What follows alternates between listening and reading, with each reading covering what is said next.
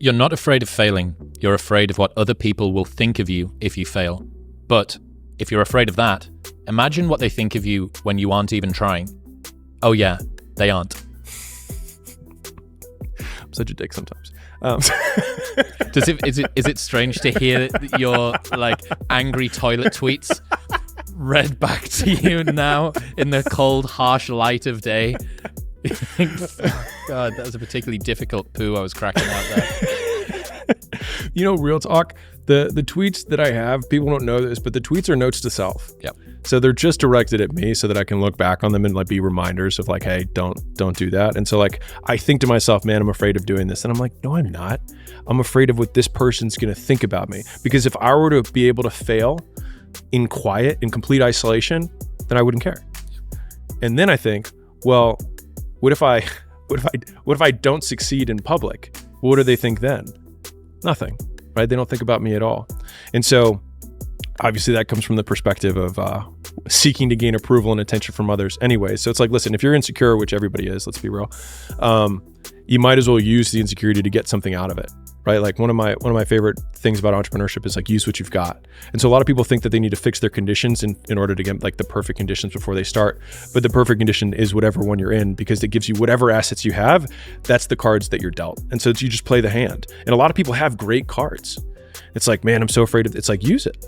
It's like, I have nothing. What makes you very dangerous because you have nothing to lose, right? Like one of the really interesting things I think about it from a business perspective, but it probably applies to everything, is that there's always an advantage and a disadvantage from every position, right? So like I remember Gym Launch is still a big company and still continues to grow, but in the gym licensing space, there's not many people who can compete with us there, right? And I would talk to guys who were in the space, I would talk, talking at a conference, whatever. And, younger guys would be like, well, I want to be in this space too. And it's not fair because, you have this big advantage. And I was like, you have a way bigger advantage than I do. I was like, because if I were in your position, I would go to every single gym owner and be like, you don't want to be with Gym Launch. You don't want to be with Alex. You're just a number to him. Like, you're never going to talk to him. Like, you're just a cog in the wheel there. With me, you're going to get my personalized attention. There is just some employee down the chain that's following some process, right? I was like, but on the flip side, if I'm talking to that same gym owner, then I'm going to say, you don't want to talk to Jimmy. He lives in his mom's basement. He has no proof that he's good at what he's at. The reason that we're number one in the space is because we've done it so many times and we have a system that we know that if you go on this side, you will get this result on the outside. I was like, there's always a position and there's always an advantage. I was like, you just have to play the one you've got. And most people just look at what everyone else's advantage is and don't think, which one do I have? When you're talking about, it's not you that's afraid of failing. Yeah. You're afraid of other people's opinions about why you're going to fail. Like, the reason I think that cynicism is so popular on the internet is that the upside of never trying is never having to feel the pain of failure. Yeah. That's fundamental. It's sour grapes at an existential level, right? It is a cynicism safety blanket. It is protecting you from ever having to feel the downside of anything. I will assure my own failure in private so that I never have to face my failure in public. It's kind of like investing. Like, everyone's afraid of losing money when they invest, but the only guaranteed investment that doesn't work is never investing to begin with. And so it's like they take the long failure rather than the short one. Right? I mean, it's what it is, right? You just fail long. And they're like, I prefer that.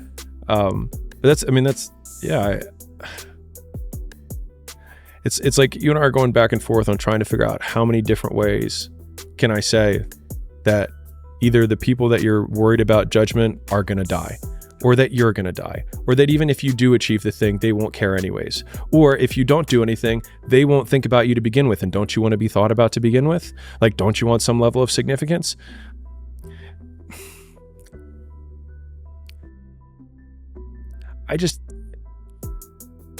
You're going to die. And I think, like, I was very grateful that, so one of my biggest inspirations or whatever, influences when I was in Baltimore was I would have lunch with my grandfather 3 times a week. So he was 90, old guy. So I would go to the nursing home and we'd have lunch 3 days a week. And listening to him talk about the regrets that he had in life, it's so much more painful to watch someone who has no options left. Like, he's going to die. I mean, he's going to die tomorrow. And he died a couple of years later. I mean, and he lost all his mental faculties, almost sadly. Basically, when I left Baltimore, one of the sad parts is I was one of the only people that kind of like kept him lucid. You know what I mean? And after that, no one really visited him. No one really did anything. And so I think he just rolled downhill. I think the lunches might have been the only thing that he looked forward to. And seeing someone old with no options and nothing but regret. Now, not that he had everything to regret. He had things that he did really well, and I took those things from him. He would repeat the same lessons. You know, like every lunch, let's be real, a lot of older people kind of repeat a few key lessons. And everything that he fled during the World War II. He fled from the Germans and all that stuff because he had a Jewish sounding last name. He wasn't, but it was enough that he was fleeing, right? And he always used to say, he's like, you have two hands and one brain. I was like, use them. And that was always his thing that he said to me. And I think just like when I would think about the things that he was going up against compared to the things that we're going up against now, it just made me feel like, all right, like this is not as big of a deal as I really think it is. I don't have Germans at my door. What were the regrets that you had? Him? Yeah. He would have spent, I mean, again, there's deathbed regrets and then there's real life regrets, but there's things that he would have done differently in terms of the business. There's things he would have done differently with his wife. He got divorced, he would have done things very differently with his kids. So my mother, and her sisters, which actually talking to him about how he raised my mother helped me in some way forgive her for some of the things that I felt were wrongdoings that she had done to me. And so it's funny because, one of my favorite quotes from Blaise Pascal is to understand is to forgive. And like when you, I think there's another saying that I like a lot, which is it's really hard to hate close up.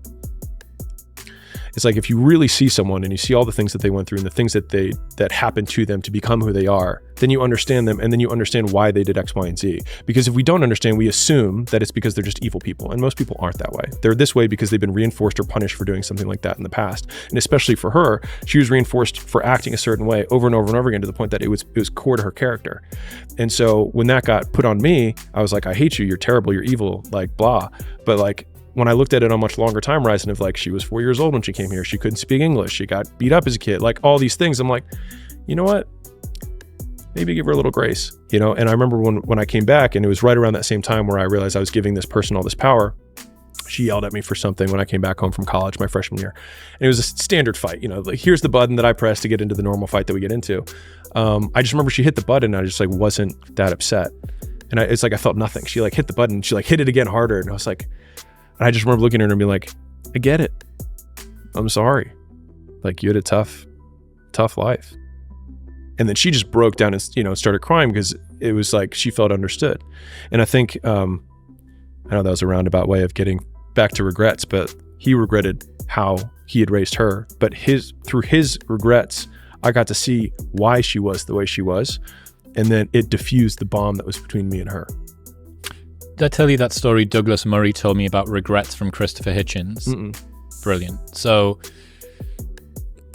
Christopher Hitchens, one of the new atheists, was sat in some British pub with Douglas Murray when Douglas is young. And, you can imagine it's some musty Chesterfield sofa. He's probably got a cigarette in his mouth and a glass of scotch or something. And Douglas is vacillating between these two different choices that he needs to make. And he is complaining, lamenting the fact that I have this thing, but I have this thing, and if I do this thing, I can't do this thing, and what do I do? And apparently Hitch like sat back and Douglas, in life, we must choose our regrets. And I was like, fuck. So I'm 3 Manhattans deep in Douglas Murray's apartment in Manhattan at 2 a.m, and he sneaks off to the toilet, and I quickly write this down because I know that my like half-cut alcohol brain isn't going to remember it. So I note it down. That was all the trigger that I needed, which is also a good argument for noting things down. And I must have reflected on that for a year. I must have thought about it for a year. In life, we must choose our regrets. What the fuck does that mean? Okay, first off, in an existence where opportunity cost is baked in because you don't get to split test life, and by doing a thing you can't do a different thing. I have the choice between going to the gym and going to the theme park. If I go to the gym, therefore I can't go to the theme park. Even if the decision of going to the gym was the right call, I will always have the open loop of, Yeah, but what if I'd gone to the theme park? You can't ever know, right? Okay, so that means that fundamentally, regrets are baked in to our existence. And I'd always thought that the reason that I had a regret was due to some suboptimal decision that I'd made. If only I'd made this decision better, I could have ameliorated the regret. Okay, so regrets are an unavoidable part of being a human, and they're a byproduct of opportunity cost, which you can't get away from. But what does it mean that you have to choose your regrets? Okay, well, if regrets are inevitable, if they're going to happen no matter what, an easy way to look at the decision is, rather than which do I want to do, which regret could I live with? Because there are certain regrets that you can't bear living with. Now, you can bear living with them, but they're going to be worse than other ones. Yeah.